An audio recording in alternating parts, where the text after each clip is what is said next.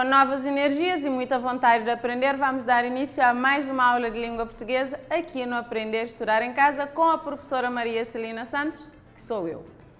Vamos lá ver o que é que nós temos para o dia de hoje? Sumário.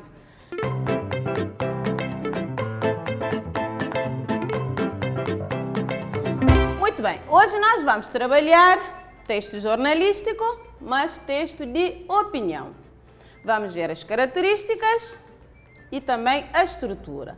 E a segunda parte da aula, frases simples e complexas. E quais são os objetivos para a nossa aula? Vamos lá ver. Hoje nós temos só 3 objetivos.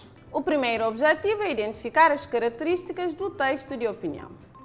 Segundo, reconhecer a estrutura do texto de opinião. E terceiro, distinguir frases simples de frases complexas. Podemos continuar? Atenção que hoje também, no final, vai haver exercício. Naturalmente, como sempre. Vamos lá. E agora temos uma pergunta. Celular ou telemóvel na sala de aula? Pode ou não pode? Às vezes os professores ficam um bocado indispostos com a utilização dos telemóveis pelos alunos, não é? Qual é a tua opinião? Achas que podem ou não podem? Achas que os professores devem deixar ou devem proibir? A tua opinião é um tema para trabalhares com o teu professor na sala de aula, para organizarem um debate. Devemos deixar os alunos usarem o telemóvel? Como? Que vantagens? Que desvantagens? Vocês é que sabem. Então vamos lá, mas para dar a opinião, claro, há alguns termos que vocês devem utilizar. Na minha opinião, porque é a vossa opinião, não é uma verdade absoluta. Julgo que, penso que, creio que, ou acredito que. Então, quando nós estamos a dar a nossa opinião, é a nossa opinião, mas também os outros têm as suas opiniões, ou a sua opinião, certo? Então nós devemos dar a nossa opinião, ouvir a opinião do outro e depois podemos não concordar, mas devemos respeitar. Só isso. E agora vejamos o que é um texto de opinião. É um texto argumentativo que exprime o ponto de vista de alguém sobre um determinado assunto. Portanto, o assunto que nós temos aqui, que eu proponho, é a utilização do telemóvel na sala de aula. Muitas vezes os alunos perguntam se os professores usam, por que é que nós não podemos? Essa é uma questão que vocês têm de discutir com os vossos professores na sala. Organizar um debate para ouvirmos os alunos, os professores vão ouvir os alunos e também os professores, claro, eles têm as suas opiniões formadas, certo? Então, pronto.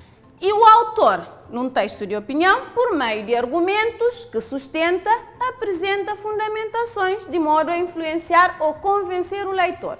Então, um texto de opinião, nós apresentamos as nossas ideias, argumentamos para podermos convencer o outro. Às vezes não é preciso convencer o outro, às vezes nós temos apenas essa necessidade de dar a nossa opinião. Dar e também respeitar a opinião dos outros. Importante isso. Vejamos agora, como eu disse anteriormente, sempre que estudamos um tipo ou um género textual, temos de conhecer as características. E quais são as características de um texto de opinião? Temos aqui algumas. O predomínio do presente e do indicativo, verbo no presente e do indicativo, a linguagem formal e adequada ao tema, claro, de acordo com o tema que se está a discutir ou que está em discussão, vocês vão adequar a vossa linguagem, certo? É importante a utilização dos conectores para tornar o texto mais claro e mais eficaz. E claro, para que as pessoas possam perceber qual é a nossa justificação, digamos assim. Recurso a expressões de opinião, como nós vimos anteriormente. Eu acho, eu penso, eu acredito, na minha opinião, porque como eu já disse, a nossa opinião não é uma verdade absoluta, é a nossa opinião. E por último, deve ser um texto organizado e claro, de modo a convencer o leitor. Pode ser para convencer, mas também pode ser apenas para que o leitor perceba o que é que nós estamos a fundamentar ou qual é a nossa posição em relação a um determinado assunto. Pronto, agora que já vimos algumas características do texto de opinião, vamos ver a estrutura, ou seja, como é que vem organizado o texto de opinião. Então, um texto de opinião tem o título, naturalmente, temos a parte introdutória, a introdução, temos o desenvolvimento e a conclusão. Portanto, na parte introdutória, nós apresentamos a ideia inicial e aquilo que é, digamos, a nossa posição logo no início. Agora, na parte do desenvolvimento, nós vamos argumentar, fundamentar a nossa posição. E na parte da conclusão, vamos reforçar aquilo que temos na parte introdutória, certo? Já vamos ver um texto de opinião para poderem ficar com uma ideia mais clara. Pronto, temos aqui um texto, vejam, o título é A Leitura na Infância. A leitura é importante em qualquer idade, mas na infância ela é essencial. Na minha opinião, a leitura é essencial na infância porque contribui para o desenvolvimento da criança, pois ajuda no seu crescimento e na sua evolução. Creio que, além de contribuir para o seu enriquecimento a nível cultural e social, também ajuda no desenvolvimento da escrita, da atenção, da concentração, do vocabulário, da memória e do raciocínio, além de estimular a curiosidade, a imaginação e a criatividade. Do meu ponto de vista, é importante que, tanto na escola como em casa, se estabeleça uma rotina de leitura.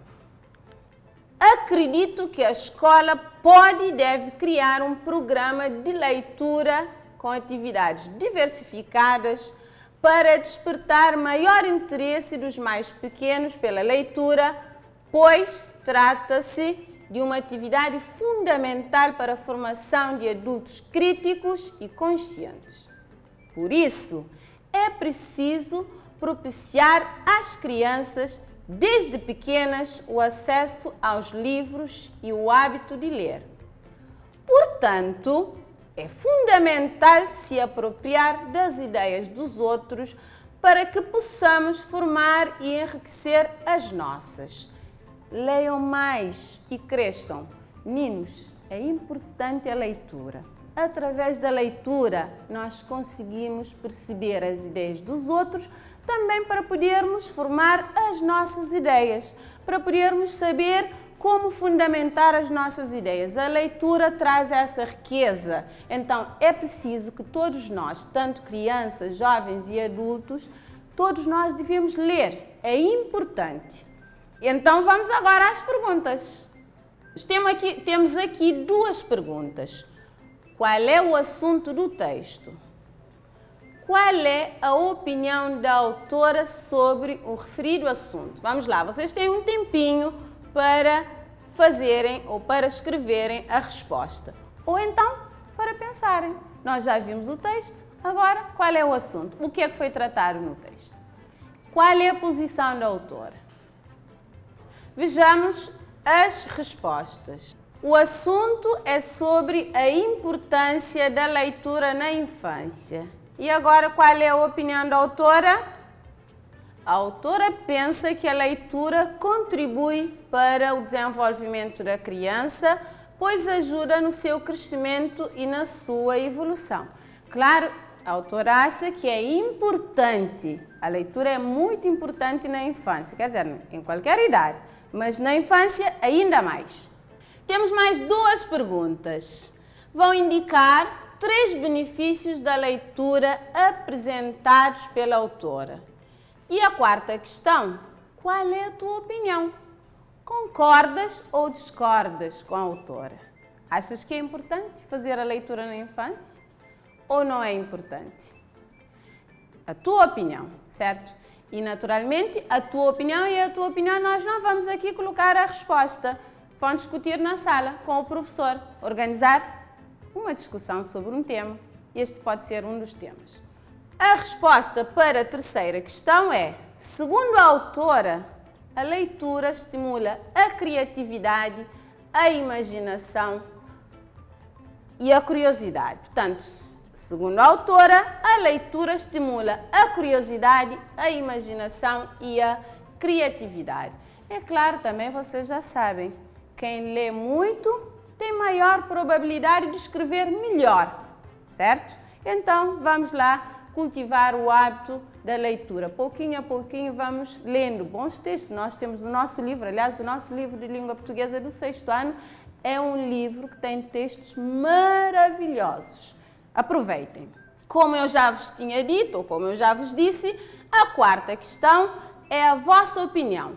Naturalmente, se acharem que é importante, têm de justificar a vossa posição. E se acharem que não, também devem fazer a justificação. Nós temos de fundamentar as nossas ideias, aquilo que nós defendemos. Devemos sempre fundamentar. E agora, quais são as etapas da escrita de um texto de opinião? Nós já fizemos aqui uma aula sobre produção escrita. Naturalmente que vocês já sabem, qualquer tipo de texto ou gênero textual que queremos, qualquer tipo ou gênero que queremos escrever, temos de fazer primeiro a planificação, planificar. Depois, escrever, certo? E depois, fazer a revisão, ler com atenção, ver se não há palavras repetidas para podermos substituir, ver se colocamos os sinais de pontuação de forma adequada, entre outros aspectos, certo? Então, temos 3 etapas: a planificação, a redação, que é a escrita propriamente dita, e depois a revisão. Isso é o que devemos fazer em todos os tipos de texto que nós naturalmente escrevemos. Posto isto, acredito eu, creio eu, que já estejam em condições de escrever um texto de opinião sobre um filme, sobre uma música ou então sobre um texto de uma outra pessoa. Então vamos à segunda parte da aula. Vamos trabalhar frases simples e frases complexas. Temos aqui 2 frases. A leitura ajuda no desenvolvimento da escrita. Segunda frase, a leitura contribui para o desenvolvimento da criança e ajuda no seu crescimento. Portanto, de acordo com aquilo que está a vermelho, que está em destaque, o que é que vocês acham? A primeira frase, que é a frase simples, ou a segunda? A primeira frase é a frase complexa ou a segunda? A primeira é uma frase simples. Por quê? Porque tem apenas um verbo principal. Então, a leitura ajuda apenas um verbo principal. Também transmite apenas uma ideia. A segunda frase é uma frase complexa. Temos 2 verbos. Temos a leitura contribui, depois e ajuda. Temos aqui 2 ideias. Então, esta frase tem mais do que um verbo principal. Trata-se de uma frase complexa. Então, uma frase simples transmite apenas uma ideia. Pode ter um verbo principal ou um verbo copulativo. Uma frase complexa transmite mais do que uma ideia, certo? Certíssimo. Consoante o número de predicados, as frases podem ser classificadas como frase simples, se tem um só verbo principal, um verbo copulativo ou um complexo verbal, portanto um predicado. Complexo verbal, vocês já sabem, nós falamos aqui de tempos compostos, quando nós temos, por exemplo, um verbo auxiliar e um verbo principal. Nesse caso, temos um complexo verbal. Frases complexas têm mais do que um verbo principal, ou verbo copulativo, ou ainda complexos verbais. Portanto, têm 2 ou mais predicados. Agora, vejamos aqui alguns exemplos. Temos 3 frases. O João lê muito. Também é importante isso. O Miguel foi comprar um livro. Ele lê e escreve muito bem. Então, temos aqui 3 frases. Agora, vamos ver. 3 frases complexas ou 3 frases simples, ou aqui temos simples e complexas misturados. Vamos ver. A primeira frase, nós temos apenas um verbo e a primeira frase também transmite apenas uma ideia. O João lê muito. É uma frase simples. Tem apenas um verbo, assim como eu acabei de dizer. O Miguel foi comprar um livro. Aqui nós temos um complexo verbal, portanto também trata-se de uma frase simples. Já a terceira frase, ele lê e escreve. Ele lê é uma ideia. Ele escreve é outra ideia. Eu posso dividir esta frase em 2 frases simples. Claro, é uma frase complexa. Portanto, nós já vimos lê e escreve. Então, uma frase complexa. Tem 2 ideias aqui. No caso da frase complexa, é possível dividi-la em orações. Portanto, temos aqui a frase que já tínhamos visto no slide anterior. Ele lê e escreve muito bem. Então, esta frase, ela pode ser dividida em 2 orações. A primeira oração fica, ele lê. A segunda oração, escreve muito bem. Portanto, se o professor mandar dividir a frase complexa em 2 frases simples, vocês vão escrever como é que vai ficar. Ele lê muito bem, depois ele escreve muito bem, certo?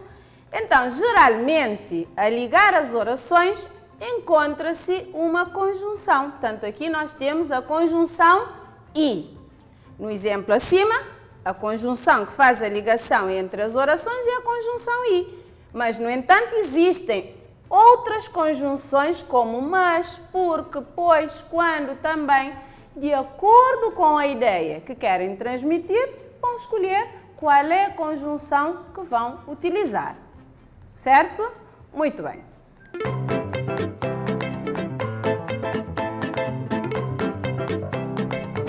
Então, agora vamos ao exercício. Temos um exercício para fazer. Então, atenção. Temos aqui algumas frases, 4 frases. Vocês vão assinalar com um X apenas as frases simples. Muita atenção. Frases simples. Frases que transmitem apenas uma ideia, uma única ideia. Tem um verbo principal. Pode ser um verbo principal, um verbo copulativo ou um complexo verbal. Então, vejamos quais são as frases. Ontem comprei um livro na livraria Pedro Cardoso. B. O meu colega leu o livro e gostou muito. C. Li um poema muito bonito e senti-me fascinada. Todos os alunos já leram o meu novo livro. Então, vamos lá fazer o exercício. Assinalar com um X apenas as frases simples. Tempo.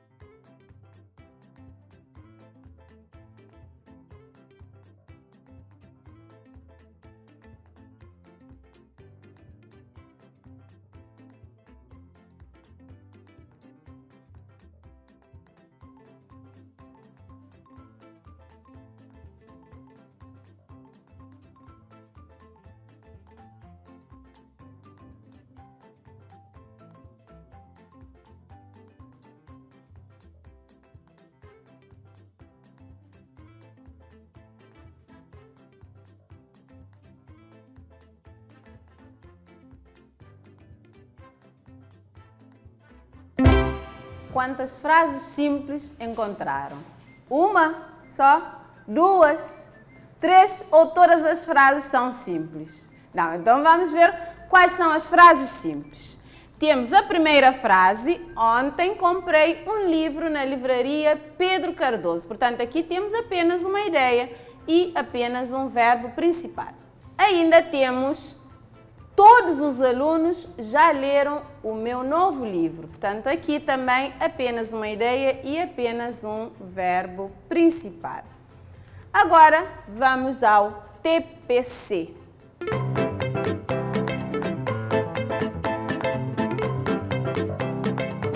Trabalho de casa, sempre.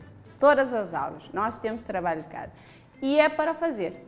O trabalho que vocês têm para o dia de hoje, para esta aula, vocês vão ler o texto As Filhas de Farão, está na página 102 e continua na página 103. E com a ajuda do teu ou da tua professora, vão resolver os exercícios propostos nas páginas 104 e 105. Então, já sabem, depois de TPC, vamos fazer síntese da aula. O que é que nós trabalhamos hoje? Ainda se lembram? Texto de opinião? Características, certo?